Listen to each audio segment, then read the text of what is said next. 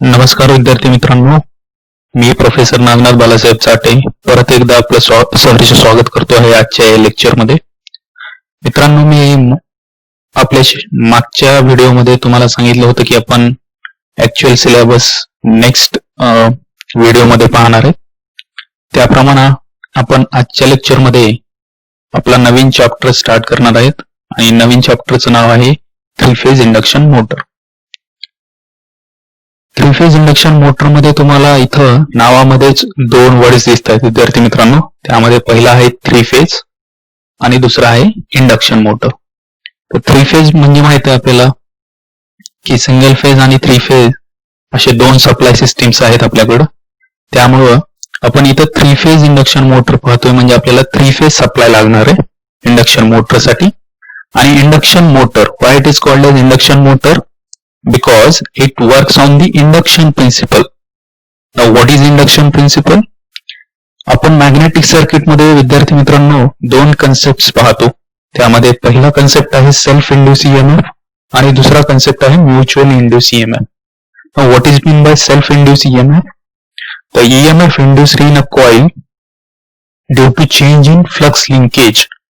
The EMF induced in a coil due to change in flux linkage when a changing current flows through the coil is called as self-induced EMF. याचा meaning काय विद्यार्थी मित्रांनो? जे EMF induce होतंय coil मध्ये, कशामुळे EMF induce होतंय? Change in flux linkage मुळे.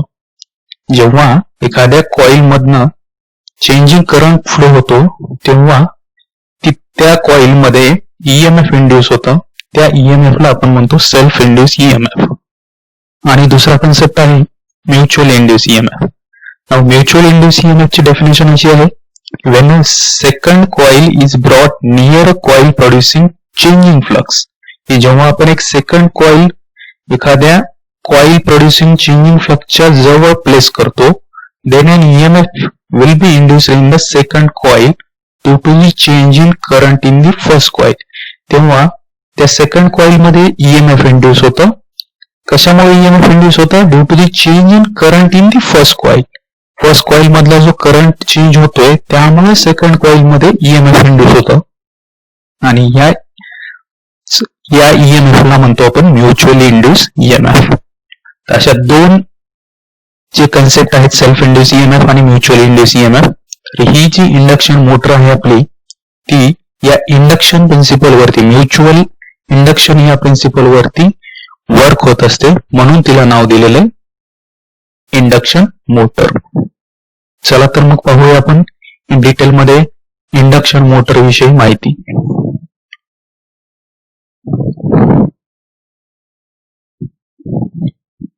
ही मोटर पाहताय सगळ्यांनी, अशी मोटर पाहिलेली असेल. ही आहे 3 फेज इंडक्शन मोटर. यामध्ये ही पण 3 फेज इंडक्शन मोटरचं डिसमेंटल केलेलं आहे आपण, म्हणजे तिला खोलून ठेवलेली आहे 3 फेज इंडक्शन मोटर. यामध्ये तुम्हाला वेगवेगळे पार्ट्स इथं पाहायला मिळतील. हा शाफ्ट आहे, हे बिअरिंग आहे, दिस इज द रोटर. नंतर हे आहे आपली outer frame, this is the stator, this is the terminal box. हा टर्मिनल बॉक्स आहे. हे सगळे main parts 3 phase induction motor जे असतात. Now this is the cut view of 3 phase induction motor. So in this cut view, there are some parts shown in this cut view of 3 phase induction motor like stator, rotor, then fan, cooling air flow, non-drive end and drive end. So some of the parts are shown here. Now we'll see the advantages of induction motor. So, 3 phase induction motors are most common and frequently encountered machines in the industry. आपल्याला माहिती आहे विद्यार्थी मित्रांनो, 3 phase induction motor ही सगळ्यात most commonly use होणारी motor आहे आणि फ्रिक्वेंटली एन्काउंटर्ड मशीन आहे इंडस्ट्री मधली. It can be considered to be the cheapest motor. हा दुसरा ऍडव्हान्टेज आहे विद्यार्थी मित्रांनो इंडक्शन मोटरचा. It can be considered to be the cheapest motor. ही सगळ्यात चीपेस्ट असणारी मोटर आहे. तिसरा ऍडव्हान्टेज आहे, it is rugged and requires less maintenance. Three phase induction मोटरचं जे कन्स्ट्रक्शन आहे ते रज्ड आहे. रज्ड म्हणजे मजबूत असतं, कणखर असतं, अँड रिक्वायर्स लेस मेंटेनन्स, आणि त्यासाठी मेंटेनन्स सुद्धा आपल्याला कमी लागतं. It is simple in design, design सुद्धा त्याचं सिम्पल आहे. The next advantage, it gives reliable operation. या मोटरपासून आपल्याला रिलायबल ऑपरेशन मिळतं. देन नेक्स्ट ऍडव्हान्टेज आहे, its efficiency is very high. या मोटरची एफिशियन्सी अतिशय हाय असते. It is easy to control, control करण्यासाठी अतिशय इझी आहे. It runs at a constant speed from 0 to full load. ही जी थ्री फेज इंडक्शन मोटर आहे ती कॉन्स्टंट स्पीडला रन होत असते, त्याच्या 0 पासून त्याच्या फुल लोड पर्यंत. So these are the some of the advantages of three phase induction motor. Now we see the disadvantages. So first disadvantage is that in induction motor the flux and armature current cannot be controlled separately. Induction motor मध्ये flux आणि armature current हा separately control करता येत नाही, as there is only stator winding and rotor is not accessible for the user in case of squirrel cage induction motor. तर पहिला advantage असा आहे विद्यार्थी मित्रांनो की इंडक्शन मोटर्स मध्ये फ्लक्स आणि आर्मेचर करंट हे सेपरेटली आपण कंट्रोल करू शकत नाही, कारण तिथं फक्त स्टेटर वाइंडिंगच असते आणि रोटर हे युजर साठी ऍक्सेसिबल नसतं. हे आपल्याला स्क्विरल केज इंडक्शन मोटर मध्ये पॉइंट पाहायचा आहे. हा पहिला डिसएडव्हान्टेज आहे. दुसरा डिसएडव्हान्टेज आहे, they have low starting torque. त्याचा या थ्री फेज इंडक्शन मोटरचा स्टार्टिंग टॉर्क हा लो असतो. थर्ड डिसएडव्हान्टेज आहे, they have lagging and low power factor. या मोटरचा जो पॉवर फॅक्टर असतो तो लॅगिंग आणि लो असतो. थ्री फेज इंडक्शन मोटरचा पॉवर फॅक्टर हा लॅगिंग आणि लो असतो. Now the speed control by electrical methods is not easy. जी स्पीड कंट्रोल करतो आपण इलेक्ट्रिकल मेथड्सनं ती इझी नसते इंडक्शन मोटरमध्ये. So these are the some of the advantages and disadvantages of the three-phase induction motor. Now, what is mean by rotating magnetic field? This is again important point mentioned in the syllabus, because on this rotating magnetic field, the three-phase induction motor works. So let's see what is rotating magnetic field. The induction motor operates on the principle of rotating magnetic field. Induction motor ही या rotating magnetic field वरती, या rotating magnetic फील्डच्या principle वरती operate होत असते.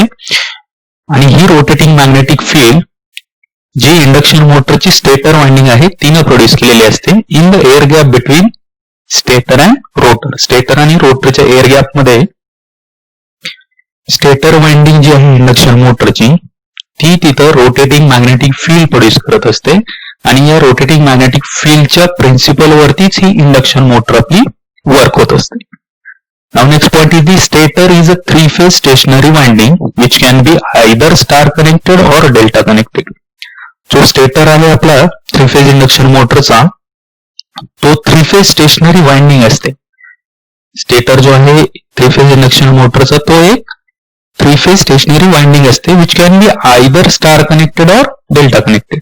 ती three phase stationary winding म्हणजेच आपला स्टेटर आपण एकतर स्टार मध्ये कनेक्ट करू शकतो किंवा डेल्टा कनेक्शन मध्ये आपण त्याला कनेक्ट करू शकतो.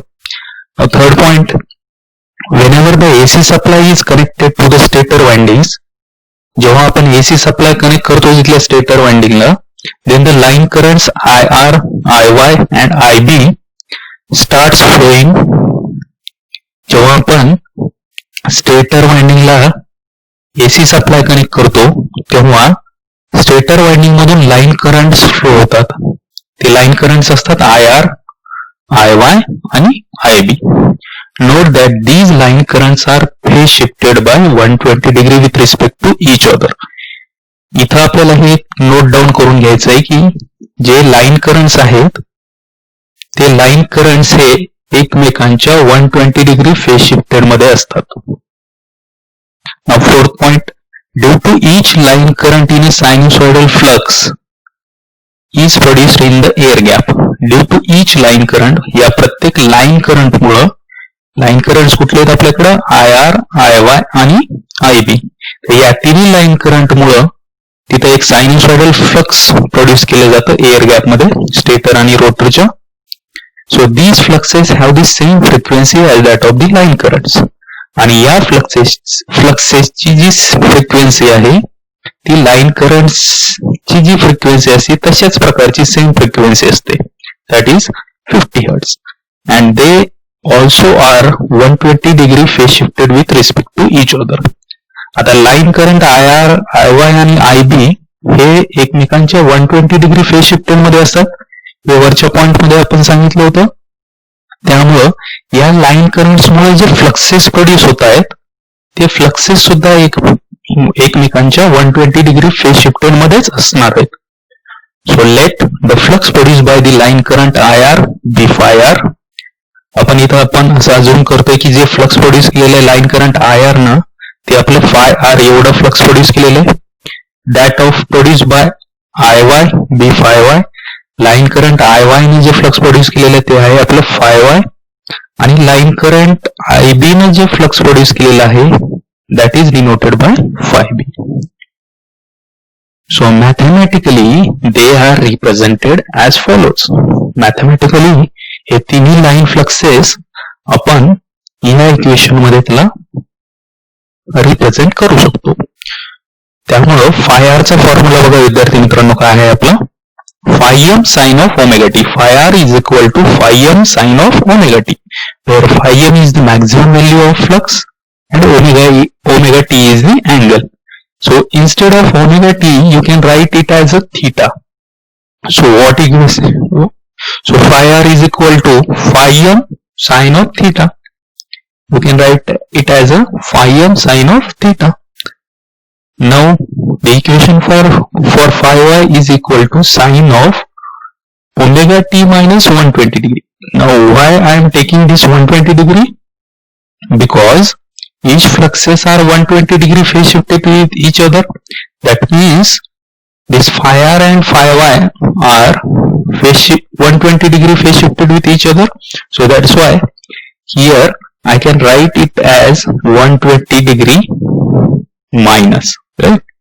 So it becomes 120 degree phase shift between phi r and phi y. So in another way you can write this in terms of theta as phi m sin of theta minus 120 degree. Now the equation for flux phi b can be written as sin of omega t minus, now the phase shift between phi y and phi b is also 120 degree. So minus 120 minus 120 it becomes 240. So in another way we can write it in terms of theta as phi m sin of theta minus 240 degree, right? Now the effective or total flux phi t in the air gap between the stator and rotor is equal to the phasor sum of all the three components of the fluxes, that is phi r, phi y and phi b. So effective किंवा total flux जो आहे आपला phi t जो stator आणि रोटरच्या air gap मध्ये produce होतोय तो म्हणजे आपली फेजर सम असणार आहे सिम्पली या तिन्ही कंपोनंटची phi r, phi y आणि phi b. त्यामुळे टोटल फ्लक्स phi t चा फॉर्म्युला असेल आपला phi r, phi y, phi r plus phi y plus phi b. Now this total flux is nothing but effective flux, and that is nothing but our rotating magnetic field, right? So on which the three-phase induction motor works. Clear? Now we'll see the construction of the actual construction of the three-phase induction motor. So an induction motor works on transforming action. Induction motor he transforming action वरती work होत असते. Now the stator works as a primary while the rotor works as a secondary. याच्यामध्ये stator आपला primary म्हणून work होतो आणि rotor आपला secondary म्हणून वर्क होतो. So it is also called asynchronous motor. He G motor आहे आपली थ्री फेज इंडक्शन मोटर तिला असिंक्रोनस मोटर असं पण म्हटलं जातं. Asynchronous means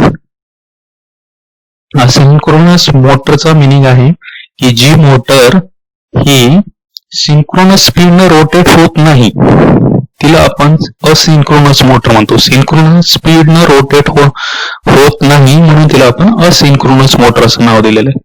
right. So induction motor is also called as asynchronous motor. Now what is meaning by synchronous speed? We'll see in the upcoming slides. Okay. Now in the construction of three-phase induction motor, the three-phase induction motor consists of two main parts. First one is the stator and second one is the rotor. So what is stator? Stator is a stationary part of the motor.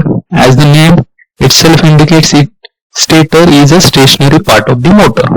Stator हा मोटरचा stationery part असतो आणि rotor हा मोटरचा rotating part असतो.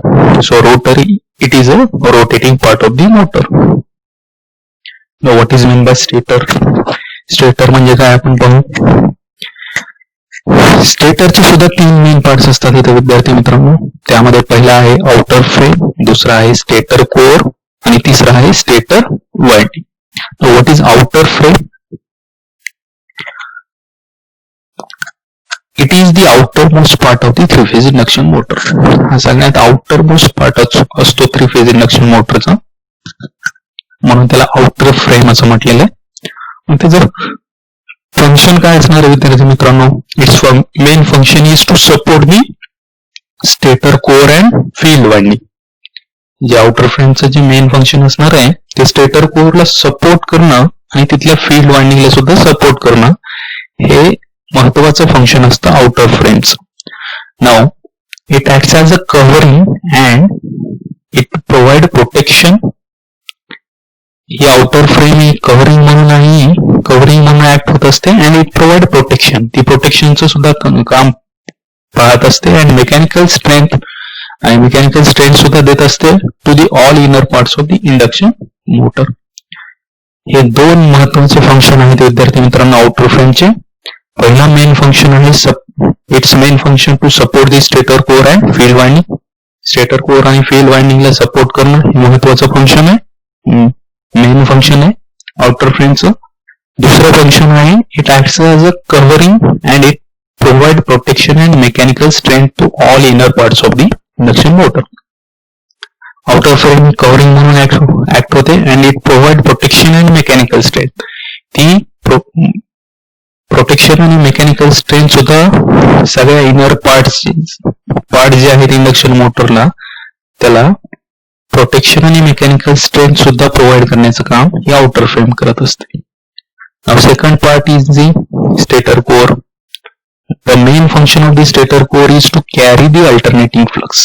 Stator कोरचं जे महत्वाचं फंक्शन आहे, मेन फंक्शन आहे ते आहे की अल्टरनेटिंग फ्लक्सला कॅरी करणं.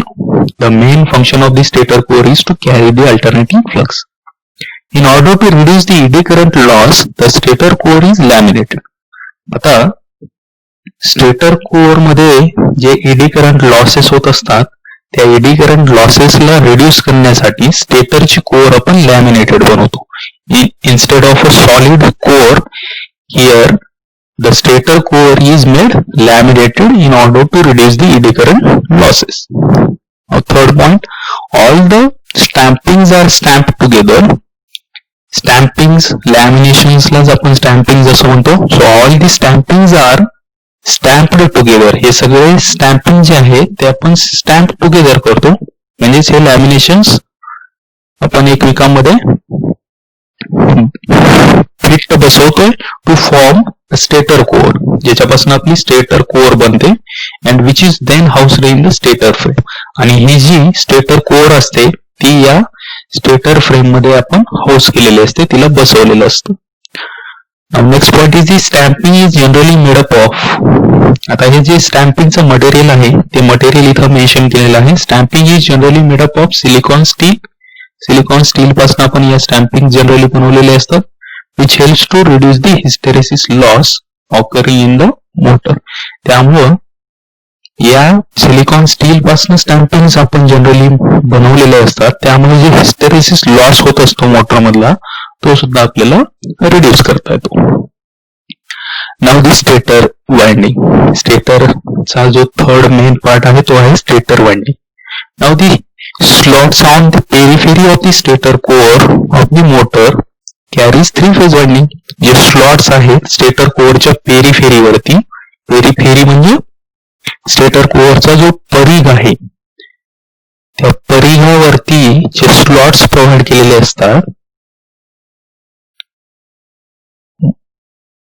मोटर कॅरीज अ थ्री फेज वाइंडिंग, त्याच्यामध्ये आपली थ्री फेज वाइंडिंग कॅरी केलेली असते.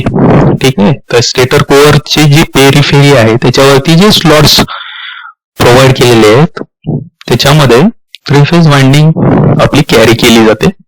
Now this three phase winding is supplied by three phase AC supply, आणि याच थ्री फेज वाइंडिंगला आपल्याला थ्री फेज एसी सप्लाय द्यायचा असतो. So these are the three main parts of the stator and their functions. Clear आहे? Okay. Now this is the animated picture of the stator and rotor. Here you can see the slots. Slots are provided on the outer periphery of the stator core. Stator core च्या outer periphery वरती इथे slots provide केलेले असतात. Periphery म्हणजे परिघ. या stator कोअरचा जो परिघ असतो त्याच्या outer periphery वरती slots provide केलेले असतात. स्लॉट्सलाच आपण टूथ असं पण म्हणतो. Now these are the stator stampings. Stator stampings असतात इथं, आणि that rotating part is nothing but our rotor. हा जो रोटेटिंग पार्ट इथं दाखवलेला आहे तो आहे आपला rotor. So in this picture again you can clearly see in the slots here. So here are the slots on the stator core, periphery of the stator core. This is the core and these are the windings. Clear? So there are three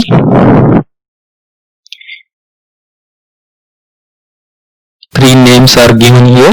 Core, first one is the core, second winding, and third one is the slots. Now again in this diagram some another names are given. Here is the slot insulation. These are the slots. These are the windings. You can see here is the windings. Then motor housing. This is the motor housing. Then iron core. So this is the single phase stator with windings. This is figure of single phase stator with windings. Now rotor. Now what is meant by rotor? In that we'll see first of all the classification of rotor or classification of induction motor. So depending on the rotor construction, the induction motor can be classified into two categories. जे रोटरचं construction असतं विद्यार्थी मित्रांनो, त्या रोटरच्या construction वरूनच induction मोटरला दोन कॅटेगरीज मध्ये आपण क्लासिफाय केलेले, दोन टाइप्स मध्ये त्याला क्लासिफाय केलेले. त्यामध्ये पहिली आहे स्क्विरल केज इंडक्शन मोटर आणि दुसरी आहे slip ring induction motor, or it is also called as wound rotor induction motor.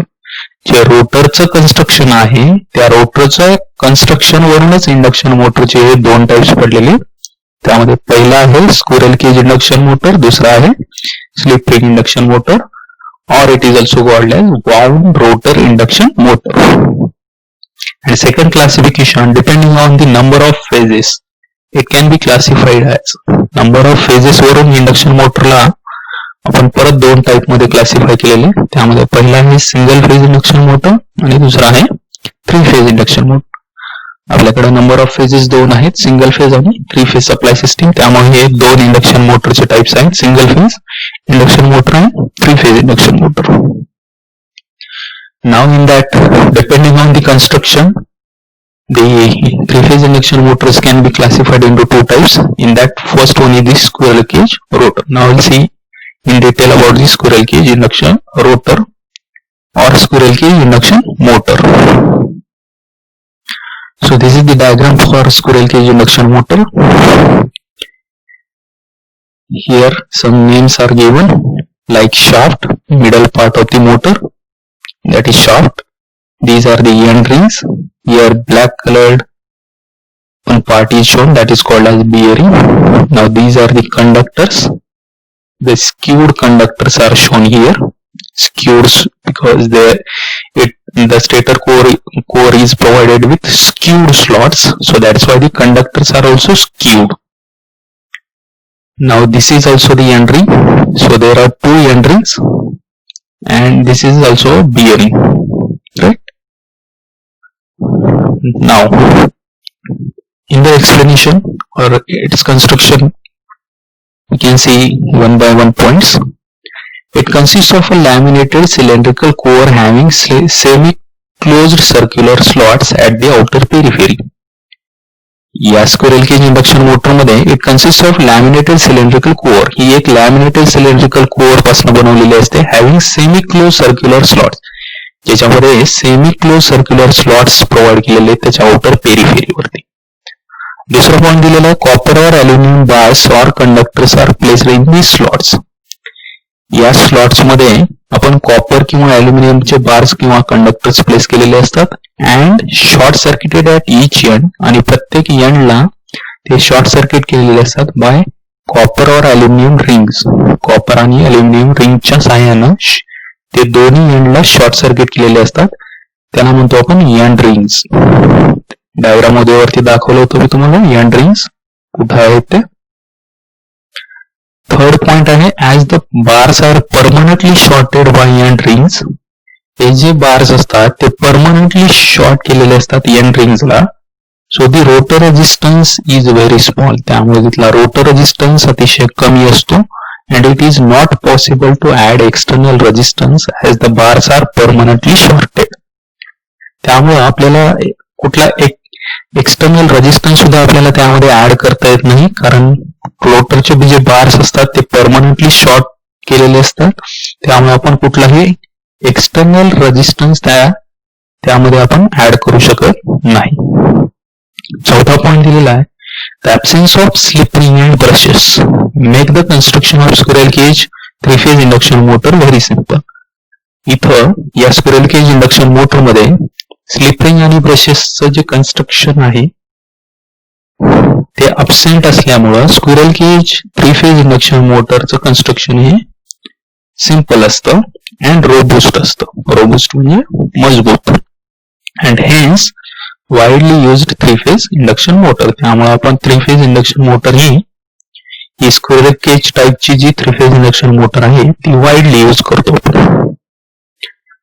Now the rotor slots are not parallel to the shaft but skewed too. मी वरती सांगितलं तुम्हाला diagram मध्ये सुद्धा पाहिलेलं आहे आपण की रोटरचे जे बार्स आहेत, here you can see the rotor bars, so these rotor bars are not parallel to the shaft. हे रोटरचे जे बार्स आहेत ते या शाफ्टला पॅरलल मध्ये नाहीये, तर ते रोटरचे बार्स हे स्क्यूड केलेले आहेत. आता हे स्क्यूड कशामुळे केलेले असतात त्याचे हे 3 रिझन आहे.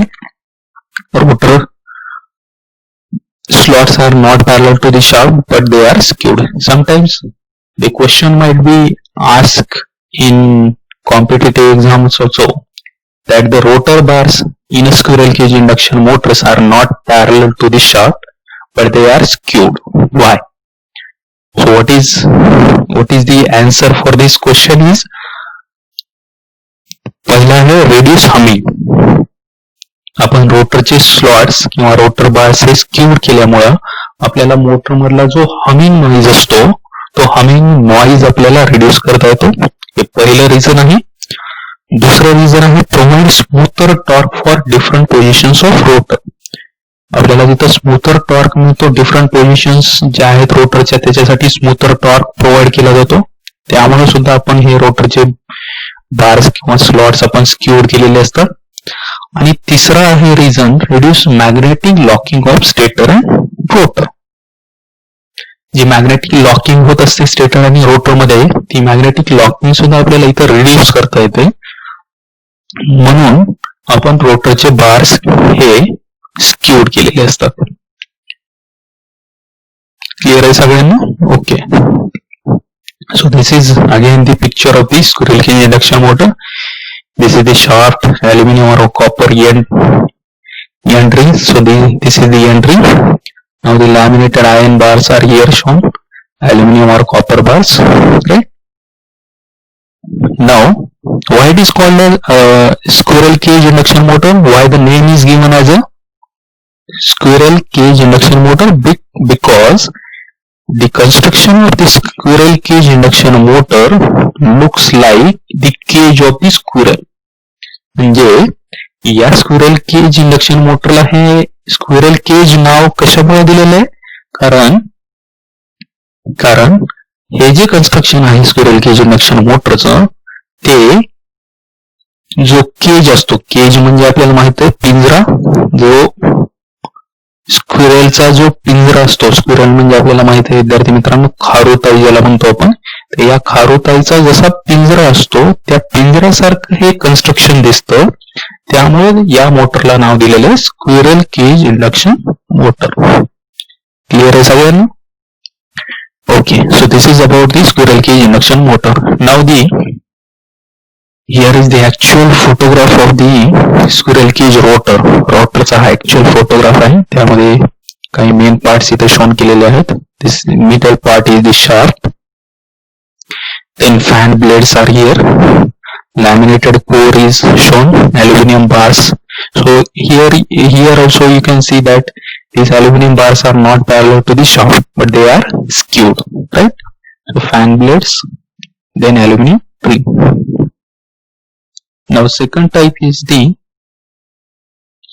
phase wound induction motor or phase wound rotor. It is also called as slip ring induction motor. या मोटरला दुसरं नाव आहे slip ring induction motor. त्याच्यामध्ये कन्स्ट्रक्शन पॉइंट्स मध्ये पहिलाच पॉइंट दिलेला इथं, it is also called as slip ring induction motor. Second point दिलेला आहे, in this type of three phase induction motor the rotor is wound for the same number of poles as that of the stator.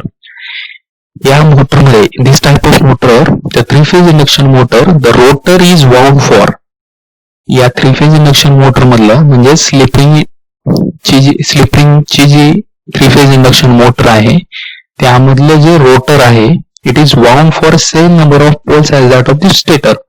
म्हणजे स्टेटरवरती जेवढे number of poles आहेत तेवढ्या number of poles साठीच rotor इथं wound केलेलं असतं slip ring induction motor मध्ये.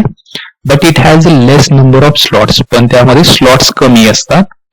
And has less turns per phase, त्यामध्ये स्लॉट सुद्धा कमी असतात आणि टर्न्स पर फेज सुद्धा कमी असतात of a heavier conductor. Heavier कंडक्टरच्या ज्या टर्न्स पर फेज असतात त्या सुद्धा कमी असतात आणि स्लॉट सुद्धा कमी असतात. So this is the meaning of second point. Third point is the rotor also carries star or delta winding similar to that of stator winding. इथे सुद्धा रोटर वरती एक स्टार किंवा डेल्टा वाइंडिंग कॅरी केलेली असते, similar like that of the stator winding. जशी stator winding ही आपण star किंवा डेल्टा मध्ये कनेक्ट करतो तशी रोटर वरती सुद्धा इथं रोटर वरती जी वाइंडिंग असते ती सुद्धा आपण स्टार मध्ये किंवा डेल्टा कनेक्शन मध्ये आपण तिला कनेक्ट करतो. थर्ड पॉइंट दिलेला आहे, फोर्थ पॉइंट दिलेला आहे, तर rotor consist of number of slots. Rotor वरती सुद्धा इथं नंबर ऑफ स्लॉट्स प्रोव्हाइड केलेले असतात. And rotor winding are placed inside the slots, आणि रोटर वाइंडिंग तिथं त्या स्लॉट्स मध्ये प्लेस केलेली असते. शेवटचा पॉइंट दिलेला आहे, the 3 end terminals are connected together to form a star connection. आता या रोटर वरती जे नंबर ऑफ स्लॉट्स प्रोव्हाइड केलेले आहेत त्याच्यामध्ये त्या स्लॉट्स मध्ये रोटर वाइंडिंग प्लेस केलेली आणि त्या रोटर वाइंडिंगचे जे 3 एंड टर्मिनल्स आहेत ते आपण एकमेकांना कनेक्ट करतो आणि त्यापासून आपलं स्टार कनेक्शन फॉर्म केलं जातं. Now the 3 ends of the 3 phase windings are permanently connected to the slip rings. आता हे जे 3 एंड्स आहेत 3 फेज वाइंडिंगचे ते परमनंटली कनेक्टेड केलेले असतात तिथल्या स्लिप रिंग्सला. पुढे डायग्राम मध्ये मी तुम्हाला दाखवतो. हे जे 3 एंड असतात 3 फेज वाइंडिंगचे ते परमनंटली कनेक्टेड केलेले असतात तिथल्या स्लिप रिंग्सला. Next point, the external resistance can be easily connected through brushes and slip ring. आपण या मोटर मध्ये एक्सटर्नल रेजिस्टन्स इझिली कनेक्ट करू शकतो ब्रशेस आणि स्लिप रिंगच्या साह्यानं. And hence use for speed control. त्यामुळे आपल्याला तिथं स्पीड कंट्रोल साठी सुद्धा ती यूज करता येते मोटर आणि improving the starting torque of the three phase induction motor. त्यामुळे आपल्याला जो स्टार्टिंग टॉर्क आहे 3-फेज इंडक्शन मोटरचा तो सुद्धा इम्प्रूव्ह करता येतो. Next point, due to the presence of slip rings and brushes the rotor construction becomes somewhat complicated.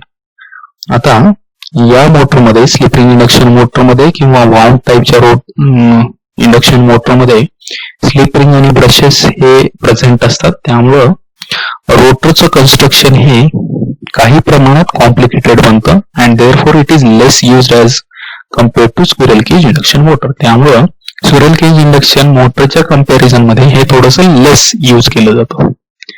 Here you can see the diagram of this slip ring induction motor or wound type induction motor. Here you can see this is the star connected rotor winding. Star connected. Here is star connected rotor winding. Right? It is having three phase, as it is a 3-phase winding. So here 3 phases are shown.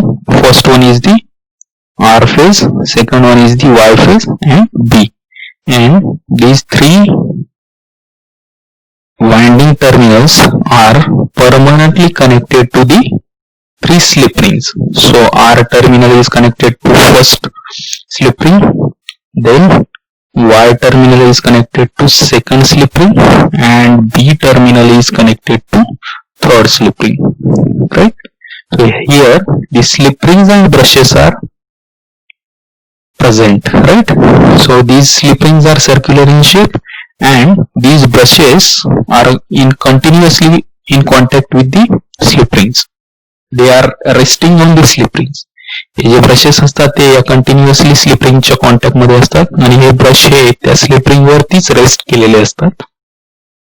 Slip ring लक्षात ठेवा विद्यार्थी मित्रांनो, slip ring या circular shape मध्ये असतात and this is the middle part that is called as shaft. Right? So here we can easily add external variable resistance in the rotor circuit with the help of these slip rings and brushes. या slip ring आणि brushes साहाय्याने आपण external variable resistance इथे easily add करू शकतो. Here, so that's why here the external variable resistance is shown. That is external star connected rheostat. Clear? So this is the actual photograph of the slip ring induction motor or wound type rotor. Clear? Now we can see the comparison between slip ring induction motor and squirrel cage induction motor. Many of times in the main exam also this question will be compulsory asked for 4 marks. That is the comparison between slip ring and squirrel cage induction motor. तर आताच वरती जे points पाहिले आपण विद्यार्थी मित्रांनो दोन्ही टाईपच्या इंडक्शन मोटर मध्ये, तेच पॉइंट्स या कंपॅरिझन मध्ये इथं मेन्शन केलेले आहेत. 1 by 1 पाहू आपण. त्यामध्ये पहिला कंपॅरिझनचा पॉइंट आहे construction is complicated due to the presence of slip ring and brushes. Slip रिंगचं जे कन्स्ट्रक्शन आहे ते कॉम्प्लिकेटेड आहे कारण तिथं स्लिप रिंग आणि ब्रशेस प्रेझेंट असतात. स्क्विरल केजचं कन्स्ट्रक्शन सिंपल आहे, आपण वरती पण सांगितलं होतं एक्सप्लेनेशन मध्ये. दुसरा कंपॅरिझनचा पॉइंट आहे the rotor winding is similar to the stator winding. Slip ring induction motor मध्ये जी रोटर वाइंडिंग असते ती स्टेटर वाइंडिंग सारखी सिमिलर असते. स्क्विरल केज इंडक्शन मोटर मध्ये the rotor consist of rotor bars. याच्यामध्ये रोटर हे रोटर बार्स पासून बनवलेलं असतं विच आर परमनंटली शॉर्टेड आणि हे रोटर बार्स परमनंटली शॉर्टेड असतात with the help of end rings. End रिंगच्या सहाय्याने ते परमनंटली शॉर्टेड असतात rotor bars in squirrel cage induction motor. Third point आहे we can easily add rotor resistance by using slip rings and brushes. आपण slip ring induction motor मध्ये external variable resistance easily add करू शकतो slip ring आणि brushes च्या सहाय्याने. So squirrel cage मध्ये आपण माहित आहे की since the rotor bars are permanently shorted it's not possible to add the external resistance. इथं आपण external resistance add करू शकत नाही कारण रोटर बार्स हे परमनंटली शॉर्टेड असतं. फोर्थ पॉइंट आहे, due to the presence of external resistance high starting torque can be obtain. Slip ring induction मोटरमध्ये एक्सटर्नल रेजिस्टन्सचा प्रेझेन्स असल्यामुळं तिथला स्टार्टिंग टॉर्क आपल्याला हाय ऑब्टेन करता येतो. इथं स्क्विरल केज इंडक्शन मोटरमध्ये स्टार्टिंग टॉर्क हा लो आहे अँड कॅनॉट बी इम्प्रूव्ड, आणि तो आपण इम्प्रूव्ह सुद्धा करू शकत नाही. Slip rings and brushes are present. Here slip rings and brushes are absent squirrel cage मध्ये. Then frequent maintenance is required due to the presence of brushes. आता slip ring induction मोटरमध्ये ब्रशेस, स्लिप रिंग आणि ब्रशेसचं presence असल्यामुळं त्याचं आपल्याला maintenance हे frequently करावं लागणार आहे. आणि स्क्विरल केज इंडक्शन मोटरमध्ये स्लिप रिंग आणि ब्रशेस absent आहेत, त्यामुळे याचं मेंटेनन्स जे रिक्वायर्ड असणार आहे ते लेस मेंटेनन्स असणार आहे. Now next comparisonचा पॉइंट आहे, the construction is complicated and the presence of brushes and slip rings makes the motor more costly. जे कन्स्ट्रक्शन आहे स्लिप रिंग इंडक्शन मोटरचं ते कॉम्प्लिकेटेड आहे, आणि जे ब्रशेस आणि स्लिप रिंगचं जे प्रेझेन्स आहे त्यामुळे मोटरची कॉस्ट ही जास्त होते. आता स्क्विरल केज इंडक्शन मोटरमध्ये कन्स्ट्रक्शन सिंपल आहे, रोबस्ट आहे, मजबूत आहे कन्स्ट्रक्शन स्क्विरल केजचं, and it is cheap. Cost सुद्धा त्याची कमी आहे, चीप आहे as compare to slip ring induction motor. Next point आहे कंपॅरिझनचा, rotor copper losses are high and hence less efficiency. Rotor copper losses हे हाय होतात याच्यामध्ये, आणि इफिशियन्सी सुद्धा याची लेस आहे स्लिप रिंग इंडक्शन मोटरची. स्क्विरल केज इंडक्शन मोटरमध्ये लेस रोटर कॉपर लॉसेस आहेत, आणि त्यामुळे इफिशियन्सी आपल्याला इथे जास्त मिळते, हाय मिळते. Then the speed control by rotor resistance method is possible. Speed control आपण रोट रेजिस्टन्सच्या सहाय्यानं करू शकतो, पॉसिबल आहे. इथं स्पीड कंट्रोल आपण रोट रेजिस्टन्सच्या मेथडनं करू शकत नाही, पॉसिबल ती नाहीये. देन लास्ट पॉइंट कंपॅरिझनचा आहे, slip ring induction motor are used where high starting torque is required. Slip ring induction motor आपण अशा ठिकाणी यूज करतो जिथं आपल्याला हाय स्टार्टिंग टॉर्कची गरज आहे. फॉर एक्झाम्पल हॉइस्ट आहेत, क्रेन्स आहेत, एलिव्हेटर्स आहेत. इथं या ऍप्लिकेशन साठी आपण slip ring induction motor use करतो. आणि स्क्विरल केज इंडक्शन मोटर आपण इथं स्टार्टिंग टॉर्कची आपल्याला जास्त गरज नाहीये, लो स्टार्टिंग टॉर्कची गरज आहे. अशा ठिकाणी आपण squirrel cage induction motor use करतो. फॉर एक्झाम्पल लेथ मशीन्स आहेत, ड्रिलिंग मशीन्स आहेत, फॅन्स आहेत, ब्लोअर्स आहेत, प्रिंटिंग मशीन्स आहेत. अशा ठिकाणी आपण squirrel cage induction motor use करतो. Right. So up to this we stop here and we'll continue our lecture in the next video. So thank you for watching and listening this.